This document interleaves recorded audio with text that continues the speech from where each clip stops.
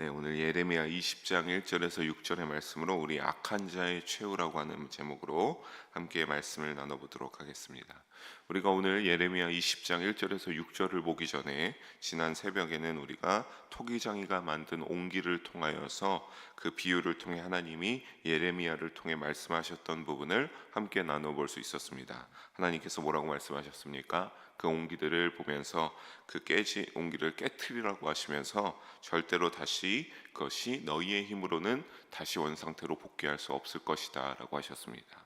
옹기장이에게만 가능한 일이라고 하시면서 유다를 향한 심판은 그 옹기와 같아서 다시 너희의 힘으로는 되돌릴 수도 없고 그 옹기가 조각조각 깨지는 것처럼 너희에게 처참한 심판의 재앙이 일어나게 될 것이다 라고 하나님께서는 예레미야 선지자를 통하여서 말씀하시고 선포하셨습니다. 우리가 그렇게 흰놈의 골짜기에서 흰놈의 아들의 골짜기에서 예레미야 선지자가 유다의 대표가 되는 사람들 들이고 그 말씀을 전하고 난 후에 그 다음에 어떻게 했습니까? 성전으로 돌아와서 똑같은 내용의 말씀을 성전에 있는 모든 사람에게 하나님께서는 예레미야 보고 또 전하라고 말씀하셨습니다. 그런데 여러분, 우리가 이 말씀을 대언하는 예레미야를 지켜보는 성전의 모든 사람들, 그리고 그것을 들으면서 그 유다 사람들은 어떠했을까요? 과연 너무나 좋아서 아멘으로 화답하면서 우리가 회개해야 된다라고 했겠습니까? 그렇지 않았습니다. 좋아할 리가 없겠죠. 너무나 불쾌하게 생각하고 예레미야의 입에서 나오는 모든 말들이 자신들에게 마땅하지 않았습니다. 어떻게든 저 입을 다물게 하고 싶었던 그러한 분노가 아마 모든 사람들에게 치밀어 올랐을 겁니다. 그런 것처럼 불쾌하게 생각했으나 그 전까지만 해도 여러분 사실 예레미야 선지자를 크게 박해하진 않았습니다. 뭐 그런 거를 이제 말씀을 전하고 나면 데리고 와서 때린다든가 감옥에 가던가 하는 이런 것은 없었습니다. 하지만 오늘의 말씀을 보니까 이제는 달라졌죠. 불쾌하게 생각은 했지만 어떻게 하지를 못했지만 오늘은 어떻습니까? 이 바수울이라는 사람이 달라진 상황을 만들기 시작했습니다. 어떻게 달라졌습니까? 우리 1절과 2절 함께 다시 한번 읽어보도록 하겠습니다. 임멜의 아들 제사장 바수울은 여호와의 성전의 총감독이라. 그가 예레미야의 이 일 예언함을 들은지라. 이에 바수울이 선지자 예레미야를 때리고 여호와의 성전에 있는 베냐민 문 위층에 목에 씌우는 나무고랑으로 채워두었더니. 아멘. 그때까지는 때리지 않고 조금은 못마땅한 구석들이 있었을 겁니다. 하지만 바술은 이 말이 등장하는데 이 바술은 일단 우리가 결론적으로 어떻게 한 겁니까? 듣자마자 예레미야를 때리고 그 목에 나무구랑을 채워서 성전의 어떤 한 부분에 그것을 걸어두는 그러한 아주 폭력적인 짓을 벌였습니다. 여러분, 이 바술이 그러면 등장하는데 어떤 사람이냐? 이 사람은 오늘 보니까 임멜의 아들이다라고 하고 있습니다. 여러분, 이 임멜이라는 사람은 어떤 사람이냐면 다윗과 솔로몬 시대에 한 16번째 정도로 뽑힌 제사장 중에 한 사람입니다. 여러분, 그 제사장은 늘 제사장의 가문에서 제사장이 끊임없이 이제 대를 물림했었습니다. 그 중에서 16번째로 뽑힌 제사장이었습니다. 그런 사람의 아들, 그러니까 바술 역시 어떤 거랍니까? 제사장 가문에 속한 그러한 사람이었음을 우리가 알 수 있습니다. 그리고 그의 이름의 뜻은 어떤 거냐면 이 바술, 자유케 하다라고 하는 의미를 가지고 있습니다. 여러분, 이 이름 뜻을 조금은 잘 알아두시기 바랍니다. 이 바술의 이름 뜻 자유케 하다라고 하는 그러한 이름 뜻을 가지고 있습니다.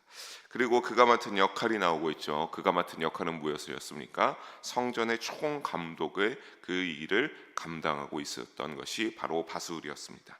당시에 이 성전의 총감독의 그럼 역할은 무엇이냐? 성전 가운데서 거짓 선지자 행세를 하면서 많은 사람들을 미혹하려고 하는 그런 소동이 일어났거나 또 누군가 조금 정신이 이제 조금 모자란 사람이 성전을 시끄럽게 한다 그러면 그런 것들을 다 이제 질서를 책임지고 그들을 조용하게 하고 때론 그들을 때리거나 감옥에 가둘 수도 있는 그러한 권위를 가지고 있는 사람이 바로 성전의 총감독인 사람이었습니다. 그러니까 상당히 이러한 그럴 때 때리거나 목에 나무고랑이나 더해서는 쇠고랑도 찰 수 있었는데 이런 힘을 가지고 있는 사람은 상당히 그 당시에 이스라엘 사회에서 유다 사회에서 꽤 권력을 가진 자다라고 우리가 생각해 볼 수 있겠습니다. 그래서 바술이 이런 권력을 가지고 있는 바술이 예레미야의 모든 말씀, 여러분, 예레미야가 성전에 와서 아까도 말씀드렸지만 흰놈의 아들 골짜기에서 그 옹기조각의 얘기와 뭐 너에게 재앙이 일어날 것이다 이런 모든 것들 성전에서 그대로 전달했습니다. 하나도 토시 빼놓음이 없이. 왜냐하면 하나님이 그렇게 하라고 하셨으니까. 예레미야야, 너가 거기 흰놈의 아들 골짜기에서 한 대로 그대로 전하면서 너희에게도 심판이 있을 것이다 라고 하나님께서 그렇게 명령하셨기 때문입니다. 그래서 그대로 전달했습니다. 하지만 이것을 듣고 바술은 어떻게 했습니까? 그를 미친 자 취급하며 때리고 베냐민 문 어귀에 어떻게 했습니까? 목에 나무고랑을 걸고 채워두고 거기에 이렇게 움직이지 못하게 이렇게 해놓은 것이죠. 여러분, 이 베냐민 문이라는 것은 성전 안뜰에 있는 문의 하나라고 합니다. 그래서 거기에 예레미야 선지자를 때리고 그 문 어귀에 이제 목에 고랑을 채워서 감금을 시켜둔 것이죠. 여러분, 근데 이것이 이제 성전의 질서를 시끄럽게 한다고 해서 이렇게 한 것인데, 생각해 보면 하나님의 말씀을 대하는 굉장히 잘못된 태도라고 할 수 있죠. 왜 바술이 이렇게밖에 할 수 없는 겁니까? 그 믿음이 온전하지 않기 때문입니다. 하나님 앞에 온전한 믿음이 있는 자가 아니니까 그냥 자기에게 찌르는 듯한 말과 귀에 거슬리는 말을 하니까 예레미야 선지자를 때리고 그를 그렇게 가둬둔 것이죠. 근데 여러분, 누구든지 사실 직분이 어떻든 간에 하나님 말씀 앞에서 이렇게 할 수 있는 자가 있습니까? 아무리 직분이 높다고 해서 내가 세상에서 어떠한 권리를 가지고 있다라고 해서 하나님 말씀 앞에 이와 같이 바슬과 같이 아주 건방지게 대할 수 있는 자는 그 어느 누구도 존재하지 않는다라고 하는 사실을 잊지 마시기를 바랍니다. 여러분, 누구든지 직분이 어떻든 간에 하나님의 말씀 앞에서 하나님이 우리에게 말씀하신다라고 하면 어떻게 해야 됩니까? 그 말씀을 잘 경청하고 그 말씀에 순종해야 되는 것이 하나님의 말씀 앞에 마땅한 태도인 줄로 믿으시기 바랍니다. 여러분, 그러니까 틀린 말씀을 하시지 않는 그 하나님이 혹시나 여러분의 믿음 가운데 마음에 감동을 주시고 하나님이 우리에게 그를 통하여서 어떠한 말씀을 하나님의 뜻을 전하고자 할 때, 그럴 때 여러분 어떻게 해야 되겠습니까? 그 말씀에 따라 회개해야 될 것은 회개하고 하나님의 말씀에 순종할 수 있는 우리 모든 여러분들 되어서 하나님의 말씀에 민감하게 경청할 수 있기를 주님의 이름으로 부탁드리겠습니다. 우리 이어서 그래서 바술이 어떻게 하는지 3절을 함께 읽어보도록 하겠습니다. 3절입니다. 다음 날 바술이 예레미야를 목에 씌우는 나무거랑에서 풀어주매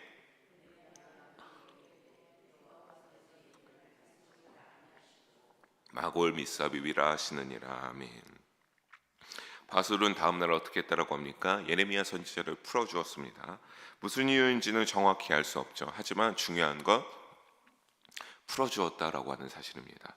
사실은 아무리 권력을 있다라고 해도 여러분, 이렇게 함부로 자기 멋대로 누구를 때리고 감옥에 함부로 바로 가두는 것, 사실은 조금은 권력은 있다라고 해도 한 번에 그렇게 멋대로 할 수 있는 것은 당시의 불법 행위였습니다. 그런 것들 때문에 아마 그도 알고서 이 예레미야 선지자를 풀어주지 않았을까 우리가 생각해 볼 수 있겠습니다. 하지만 중요한 것은 예레미야 선지자를 그 성전의 어느 문 어귀에 이렇게 나무고랑을 채우고 묶어놓은 거니까 어떻게 하겠습니까? 많은 사람들이 왔다 갔다 하면서 예레미야 선지자의 모습을 보고 어떻게 했겠습니까? 조롱했겠죠. 왜냐하면 당시에 온전한 믿음으로 깨어있는 자는 별로 있지 않았기 때문입니다. 예레미야 선지자가 아마도 그런 말을 하고 다니더니 건방을 떨더니 잘 되었다라고 하면서 예레미야 선지자를 굉장히 조롱하고 무시했을 겁니다. 그래서 이제 어쨌든 그렇게 했을 것을 예레미야 선지자를 바술이 풀어주는데, 그런데 풀어주고 나니 예레미야 선지자가 어떻게 합니까? 이 바술에게 하나님의 말씀을 바로 그 자리에서 전합니다. 뭐라고 합니까? 이제는 이름이 뭐라고 합니까? 바술이 아니라 뭐라고 합니까? 마골 미사비비라. 하나님께서 이름을 너의 이름을 변경하셔서 부르겠다라고 하나님께서 예레미야 선지자를 통하여 말씀하십니다. 여러분, 우리가 아까 이 바술이라는 이름 뜻이 무엇이라고 했습니까? 자유케 하다라고 하는 뜻을 가지고 있다고 했습니다. 근데 이 이름이 마골 미사비브로 바뀐다. 이 마골 미사비브는 어떤 뜻을 가지고 있냐면 사방으로부터의 공포, 두려움이란 뜻을 지니고 있습니다. 그러니까 상당히 상반되는 표현이죠. 자유케 하다라고 하다가 사방으로부터의 공포, 두려움이라는 그런 이름의 뜻으로 너를 바꾸겠다라고 하는 겁니다. 즉 그는 이제 자유케 한다는 이름의 뜻이 아니라 사방에서 그를 두렵게 여기는 자가 되어서 그가 어떻게 되는 겁니까? 심판의 한가운데 있게 될 것을 예언하고 있습니다. 그것이 어떻게 이루어지는지 더 하나님은 예레미야를 통해서 상세하게 말씀하기 시작합니다. 우리 4절을 함께 한 목소리로 다시 한번 읽어보도록 하겠습니다. 여호와께서 이와 같이 말씀하시되 보라 내가 너로 너와 내 모든 친구에게 두려움이 되게 하리니 그들이 그들의 원수들의 칼에 엎드러질 것이요 내 눈은 그것을 볼 것이며 내가 온 유다를 바벨론 왕의 손에 넘기리니 그가 그들을 사로잡아 바벨론으로 옮겨 칼로 죽이리라. 아멘. 바술의 이름이 마골미사비로 변하면서 심판이 주변에 어떻게 됩니까? 이 사람이 하나님 앞에 건방을 떨고 굉장히 패역한 짓을 했지만 그것이 그 사람 한 명에게만 끝나는 것이 아니라 어떻게 된다고 합니까? 주변의 모두에게 전달되어질 것을 하나님이 예레미야 선지자를 통하여 그에게 말합니다. 우리는 여기서 왜 이제 그가 사방으로부터 공포가 되고 두려움이 된다라고 하는 그 이름의 뜻을 가지게 되는지를 알 수 있습니다.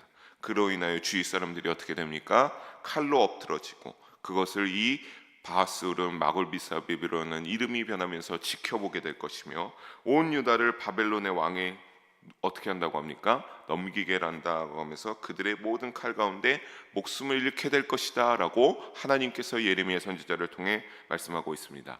여러분 우리가 여기에서 알 수 있는 것 바벨론의 왕이다 라고 하는 구체적인 그 하나님의 심판을 쓰실 사람 대상이 어떠한 것인지 드러나고 있습니다. 그전에는 예레미야 선지자의 그 예레미야를 보면서 어떻게 했습니까? 북방으로부터 어떤 소리가 들려온다.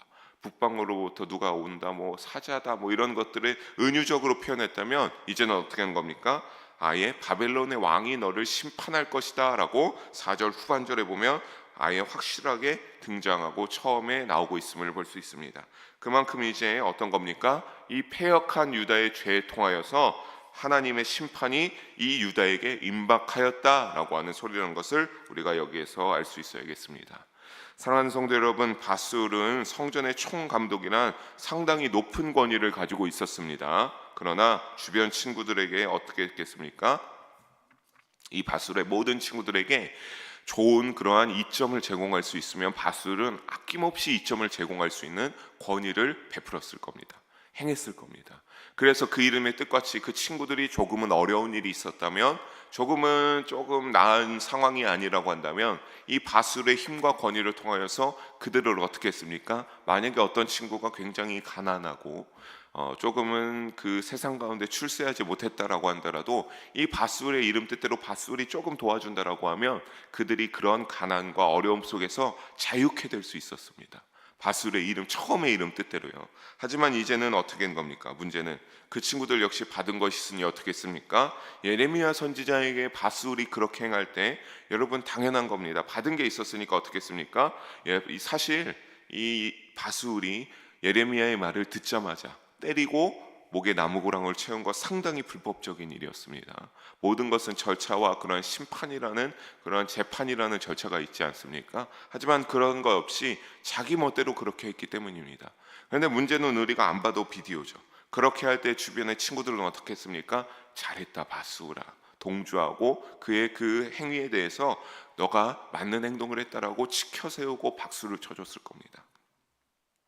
잘못된 행동이 아니다라고 한 사람도 말하지 않았을 겁니다. 왜 그렇습니까?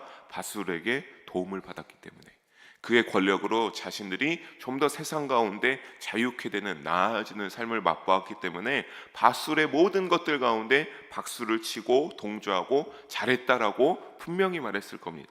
그런데 문제는 무엇입니까? 그것이 무엇이 됩니까? 심판의 근원이 되고 만다라고 하는 것을 우리는 잊지 말아야 될 줄로 믿습니다. 마골 미사비 사방으로부터의 공포 두려움이다라고 하는 것, 그렇게 마골 및 바스라가 함께했던 모든 친구들에게 모든 심판이 공포와 같이 두려움과 같이 이 바스를 통하여서 그 친구들에게 전가될 것이기 때문입니다. 여러분, 하나님의 말씀과 진리를 대적하는 것이 우리가 여기에서 알 수 있는 영적 교훈은 무엇입니까? 똑같이 내가 행하지 않았더라도 그 사람이 어떠한 것을 합당하게 여기고 옳게 아무런 말도 올바른 말로 하지 않았다 그러면 우리 역시 죄의 완악함에 동참하고 합세하게 된다라고 하는 것을 절대로 잊지 마시기를 주님의 이름으로 부탁드리겠습니다. 여러분 깨어 있어야 됩니다. 온전한 믿음으로 깨어 있어야죠. 영적으로 분별되는 시대 가운데 살아가야 될 줄로 믿습니다. 참으로 혼돈한 시대를 살아가고 있다고 한다면 여러분 말씀으로 깨어 있어야 됩니다. 왜냐하면 오늘 말씀에 너무나 잘 알려주고 있지 않습니까? 우리가 그렇게 하지 못할 때, 그 죄악의 길에 나도 모르게 흘러들어서 합세하게 될 때 하나님이 어떻게 하시기 때문입니까? 잊지 않고 그 죄악을 모두 낱낱이 하시고 심판하시는 하나님이시기 때문입니다. 여러분, 그러니까 우리는 또 여기서 바슬과 같이 이렇게 해서는 또한 안 되겠죠. 권력이 있다고 해서, 힘이 있다고 해서 어떻게 해서는 안 됩니까? 기득권이 있다고 해서 내 마음대로 좌지우지하고 휘두를 것이 아닙니다. 자신의 손에 힘이 있다고요 바슬과 같이 교만하고 자막한 권력 남용을 하나님은 기쁘게 여기시지 않기 때문입니다. 사랑하는 성도 여러분, 하나님의 시선을 의식하며 말씀을 기준으로 삼고 그 말씀에 조금이라도 합당한 믿음으로 살아가고자 노력하는 우리 모두가 되기를 주님의 이름으로 축복합니다. 여러분, 하나님과 바술은 그 주변 모든 사람들에 대한 심판의 예언은, 근데 문제는 여기서 그치지 않습니다. 마지막 2절 5절과 6절을 함께 읽어보도록 하겠습니다. 내가 또 이 성읍의 모든 부와 그 모든 소득과 그 모든 귀중품과 그들이 그것을 탈취하여 바벨론으로 가져가리라. 너와 내 집에 사는 모든 사람이 포로되어 옮겨지리니 내가 바벨론에 이르러 거기서 죽어 거기 묻힐 것이라. 너와 너의 거짓 예언을 들은 내 모든 친구도 그와 같으리라 하셨느니라. 아멘. 결론적으로 말해서 어떤 재앙이 어떤 멸망을 향하는지를 하나님께서 이 바술에게 알려주고 있습니다. 유다 성읍의 모든 부, 소득, 귀중품, 왕들의 보물이 어떻게 된다라고 합니까? 5절에 보니까 다 원수가 되는 바벨론의 손에 빼앗기고 탈취되어서 바벨론이 그 모든 것들, 좋은 것들을 가지고 바벨론으로 다시 가져간다라고 말하고 있습니다. 또 이어서 6절은 사실 이 바술 한 사람에 대한 직접적인 심판 예언입니다. 하나님이 뭐라고 합니까? 바술과 그의 집에 사는 모든 사람, 그의 거짓 예언을 들은 모든 친구들도 바벨론의 포로로 끌려가게 해서 어떻게 한다라고 합니까? 바벨론에서 함께 묻혀서 죽게 할 것이다 라고 하나님께서는 말씀하고 있습니다. 즉 바술은 성전의 질서를 관리하는 직분을 뛰어넘어 무엇도 한 것을 알 수 있습니까? 마지막에 너의 거짓 예언. 여러분, 직분대로 감당하면서 직분에 맞는 믿음 생활과 사명을 감당하시기를 주님의 이름으로 축복합니다. 여러분, 너무 교만하고 자만하며 그 선을 넘어서는 안 됩니다. 맡은 일에 작은 일에 충성할 줄 알아야 될 줄로 잊지 마시기를 바랍니다. 근데 이 사람은 어떻게 했습니까? 바술은 성전 관리에만 총 감독만 하면 되지 거짓 예언을 했다라고 하는 것은 예언자의 역할도 자기 멋대로 자만하고 교만하게 한 것입니다. 거짓 예언을 멋대로 막 이렇게 말했던 것이죠. 그래서 하나님이 기뻐하시지 않았습니다. 그리고 이 진리는 거짓 예언이라고 하는 것처럼 그 거짓 예언을, 여러분 문제는 뭡니까? 듣는 모든 사람들은 그래 바수라 너의 그 말이 맞다라고 했겠죠. 왜냐하면 모든 사람들이 전혀 영적으로 무지한 상태에 있었기 때문입니다. 하나님이 원하시는 영적 성숙의 믿음이 이루어지지 않은 상태였으니까 그것을 예언으로 들으면서 누구에게 넘어갔겠습니까? 죄의 길에 끊임없이 나아가게 됐던 것이죠. 하지만 하나님을 대적하는 믿음이 있는 자에게 하나님이 참된 예언을 하게 하실 리가 없습니다. 여러분, 다 모든 것이 거짓된 예언이었고 죄의 속셈이었음을 우리는 잊지 말아야 됩니다. 여러분, 다시 한번 말씀드립니다. 믿음으로 깨어 있어야 함을 잊지 마시기를 주님의 이름으로 부탁드리고 소망합니다. 선과 악이 섞여 있는 세상에서 분별치 못함으로 바술의 이 거짓 예언에 휘둘린 자들이 어떻게 되고 있다라고 하기 때문입니까? 똑같이 심판받아 너희들은 바벨론에서 포로로 끌려가 죽게 될 것이다, 칼에 엎드려질 것이다 라고 말하고 있기 때문입니다. 여러분, 그것이 우리라고 다르겠습니까? 온전한 믿음으로 죄에서 벗어나지 못하면 바술 같은 사람들도 물론 하나님의 심판을 받을 겁니다. 하지만 오늘 다시 한번 강조할 수 있는 것, 그와 함께 머물면서 거짓말을 듣고 믿은 자들 또한 누구를 어떻게 되는 겁니까? 동일한 이 바술과 같은 환난을 하나님이 겪게 하시겠다, 심판하시겠다라고 하는 겁니다. 그 좀 더 결과론적으로 정리하여 말하면 그 죄악을 하나님이 절대 좌시하고 넘어가지 않겠다라고 하는 겁니다. 그 죄악에 따라 반드시 죄악의 심판을 모든 자들에게 하나님이 행하시겠다라고 말씀하고 있습니다. 여러분, 사랑하는 성도 여러분, 영일 공동체 가운데 그러니까 어떻게 해야 되겠습니까? 서로 사랑의 말을 나누고 서로 사랑하고 듣기 좋은 말만 할 것이 아닙니다. 여러분, 서로 영혼 구원을 위하여 어찌해야 되겠습니까? 하나님의 말씀으로 권면하고 순종하는 믿음의 공동체가 되기를 주님의 이름으로 축복하고 소망합니다. 말씀을 정리합니다. 사랑하는 성도 여러분, 바술이 가지고 있던 이 권력은 자신의 이익을 위한 것이 아니었습니다. 무엇 때문에 사용해야 됐습니까? 하나님이 택하신 사명으로 정직하게 감당하는 이들을 예레미야 선지자와 같은 사람을 괴롭히라고 주어진 힘이 아니었습니다. 맡겨진 일에 따라 무엇을 위하여? 하나님의 영광을 위하여서 너가 열심으로 사명을 감당하라 라고 하면서 하나님이 분명히 바술에게, 제사장의 가문에 태어난 바술에게 성전의 총감독이라고 하는 그러한 직분을 주었을 겁니다. 여러분, 맡겨진 일에 따라 그러니까 무엇입니까? 하나님의 영광을 위하여 우리가 그 직분을 충실하게 감당하는 것이 최우선이 됨을 잊지 마시기를 바랍니다. 그것을 통하여서 세상 가운데 인정받겠다, 교회 공동체 가운데 내 이름을 뛰어나게 하겠다, 내가 어떻게 될까 때 여러분, 하나님이 기뻐하시지 않습니다. 그건 모든 것들은 그냥 하나님이 작은 일에 충성되는 자가 되면 하나님이 알아서 말하지 않아도, 우리가 인정받고 싶어 하지 않아도 하나님이 다 인정하게 해주시고 그런 것들을 떠올려 주시고 하나님이 사람들에게 찬양받는 것이 아니라 칭찬받게 하고 인정받게 해주시는 것을 우리가 절대로 잊지 마시기를 주님의 이름으로 부탁드립니다. 여러분, 우리 모두 각자 하나님의 주신 재산이나 지위, 여러분 각자에게 다 다르게 여러 가지가 있습니다. 하지만 그를 힘이라 여기면서 함부로 갑질하여서 내 멋대로 사용하지 마시기를 바랍니다. 무엇을 위하여서? 하나님의 뜻대로. 여러분, 하나님이 원하시는 방식대로 주님의 일을 하시고 그것을 통해서 여러분의 믿음 가운데 주님께 영광 올려드리는 모든 믿음의 열매들이 여러분의 옥토 가운데, 믿음의 옥토 가운데, 믿음의 나무 가운데 주렁주렁 열리시기를 간절히 소망하고 사모하시기를 바랍니다. 그럴 때에 우리는 어떻게 되겠습니까? 하나님이 주님의 일을 위해 우리를 끊임없이 사용하여 주시고 우리는 이 악한 바술과 같이 악인의 최후를 맞게 되는 것이 아니라 어떻게 됩니까? 잘하였다, 내 충성된 종아, 내가 너의 그러한 모든 것을 작은 일에 충성하는 사명에 감당하는 모습을 보았다라고 하시면서 최후를 맞이하여 하나님의 영광의 구원의 축복에 참여하게 될 줄로 믿습니다. 여러분, 그렇게 되기를, 우리 모두 그렇게 되기를 주님의 이름으로 간절히 소망하며 축복합니다. 기도하시겠습니다. 사랑의 하나님 아버지, 오늘도 부족한 종을 통하여 귀한 말씀 나누게 하심을 감사 올려드립니다. 아버지, 우리 바술과 같이 폐역된 죄악의 길에 가지 않게 하여 주시옵소서. 언제나 주님을 의식하게 하여 주시고 하나님의 시선을 의식하며 살아가는 거룩한 믿음의 삶이 되게 하여 주셔서 맡겨진 사명에 충성할 수 있게 하시고 그것을 통하여서 하나님께 영광 올려드릴 수 있는 우리의 믿음의 여정이 되게 하여 주시옵소서.